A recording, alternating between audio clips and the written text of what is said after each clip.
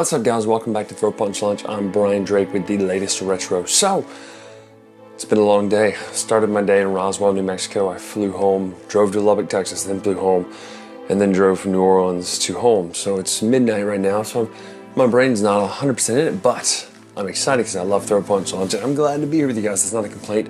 It's just a reason for why my hair looks a little wilder than normal. So, here's the deal.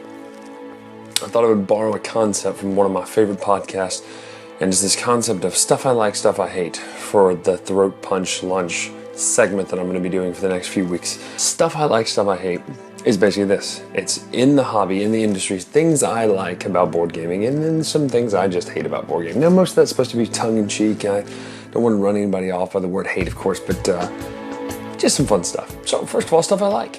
One thing that I love about board gaming is that when function and aesthetics mix, mechanics and aesthetics mix perfectly. Brand new good example of this is right here in Energy Empire. Now, if you played this game, you'll see I was a little disappointed at first because one of the things is it's a worker placement game, and I was like, wait a minute, why aren't there any wooden meeples or little plastic miniatures to put your workers out on? It's just a cardboard chit token thing that's the size of a Space Hulk board in thickness. There's a reason why it's that thick and a reason why it's flat. One of the mechanics in this game is that you have to kind of bid against, in a sense, your opponents for how bad you want that action space. Sure, you can go there, Grande Worker style. Everybody can take the same space if they want to, but each time you go to a space that someone's already at, you have to make your stack one step higher. So at a glance, you can tell how many you need to add to make your stack higher so that you can take the space. So it's a brilliant idea to make a mechanic and the aesthetic of the little thick cardboard token workers with like overalls and a hard hat, which is adorable.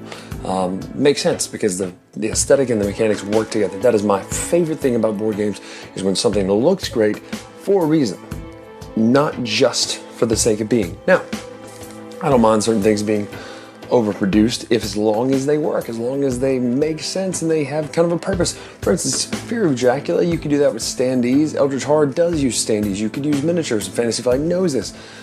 However, it's kind of a touchy subject, and this leads us to stuff I hate for today. Stuff I hate is for when a game is overproduced, have no problem with that necessarily, for no apparent reason at all. Now, I know that's kind of the whole idea of overproduction, but the biggest sinner in this category would be someone, a lot of Kickstarter games, but especially one Kickstarter game by a certain Jasco Games. My favorite franchise of all Nintendo franchises growing up was Mega Man.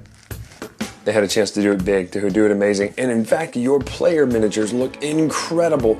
The enemy players look incredible, but there is no reason in any of the game rules for there to be miniatures of the basic minions. There's not. They just get in the way. They literally just get in the way. I love the way they look. The little nutsies mentors, whatever you call them. The enemies, they're just incredible looking. Some of the best sculpts in gaming right now are these pre-painted Mega Man miniatures. The problem is, there's absolutely no reason to have these minion miniatures just on the board. They literally get in the way.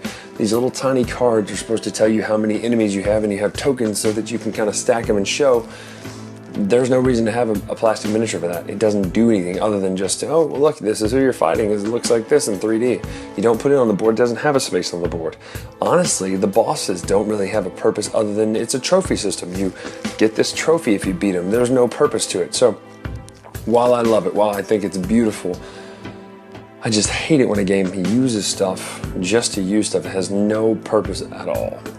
So that is this week's Throat Punch Lunch segment by me, Brian Drake, for the latest retro. Make sure to follow us on Twitter and check us out, all that kind of stuff. Check out the reviews coming on the Dice Tower Network. We will see you next time. Thanks.